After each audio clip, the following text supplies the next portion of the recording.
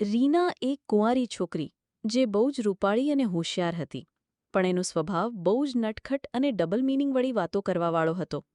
બધા જોડે એમ જ વાત કરતી, હસી મજાક કરતી. નાની ઉંમરમાં જ એના ઘરની જવાબદારી એના માથા પર લઈ લીધેલી. પાપા ગુજરી ગયેલા અને નાનો ભાઈ હજુ ભણે છે. એના મમ્મી ઘર સંભાળે. ઘરમાં કમાવાવાળું કોઈ હતું નહીં, એટલે રીનાએ નોકરી ગોતીને ઘર સંભાળવાનું શરૂ કર્યું. રીના એક કંપનીમાં કામ કરતી. એનો શેઠ બહુ જ નાલાયક હતો. છોકરીઓને ભોળવીને એની જાળમાં ફસાવીને ના કરવાના કામ કરતો. રીના એને બહુ સિરિયસ ના લેતી, પણ વાતો ઘણીવાર એ જ રીતે કરતી. શેઠને મજા આવતી અને લાગતું કે આ પણ મારી જાળમાં ફસાઈ જશે. એકવાર રીના ઓફિસમાં શેઠ સાથે એકલી હતી. શેઠે એને બોલાવી. રીનાને લોભાવવા માટે એક ગિફ્ટ આપી. રીના ખુશ થઈ ગઈ અને બોલી, શેઠ તમારું બહુ મોટું છે, હું કઈ રીતે લઈશ? શેઠ આ સાંભળીને બોલ્યા કે એકવાર લઈ તો જો, પછી કેજે. જેમ મોટું હોય એમ જ મજા આવે. રીના સમજી ગઈ કે શેઠ સિરિયસ થઈને કહે છે. રીનાએ કીધું કે શેઠ તમારું દિલ બહુ મોટું છે, એમ કહું છું.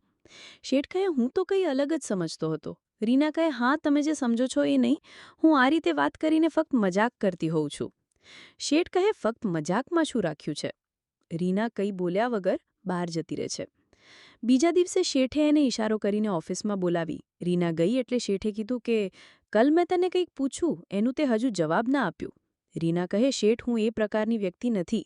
હું મારા ઘરની જવાબદારીને લીધે નોકરી કરું છું અને આવી વાતો હસી મજાક કરીને મારું મન બીજે દોરવાની કોશિશ કરું છું, જેથી મારા ઘરની જવાબદારીની જે ચિંતા છે એ મને બહુ પરેશાન ના કરે. શેઠે કીધું કે હું બધું સંભાળી લઈશ, તું એકવાર વિચાર તો કરી જો. રીનાએ ના પાડીને બહાર આવી ગઈ. હવે રીનાને બહુ જ બીક લાગવા માંડી. ઓફિસમાં કામ કરવા જવું, નોકરી કરવી કે નહીં, પણ ઘરની જવાબદારીને લીધે છોડી શકે એમ નહોતી. થોડા દિવસ થયા. શેઠ હવે એને રોજ ગંદી નજરથી જોતો હતો. રીનાને વધારે ચિંતા થવા લાગી. એક દિવસ શેઠે એને કામ માટે બોલાવીને પાસે બેસાડીને કામ સમજાવતા હતા. સમજાવતા રીનાના વાહમાં હાથ ફેરવવા લાગ્યા. રીના કંઈ બોલી નહીં, એટલે શેઠે ધીરે ધીરે એના સાથળ પર હાથ મૂકીને સમજાવવા લાગ્યા. પછી રીનાથી રહેવાનું નહીં, એટલે એને શેઠનો હાથ જોરથી હટાવી લીધો. શેઠ ગુસ્સે થઈ ગયા અને રીનાને નોકરીમાંથી કાઢી નાખવાની ધમકી આપી.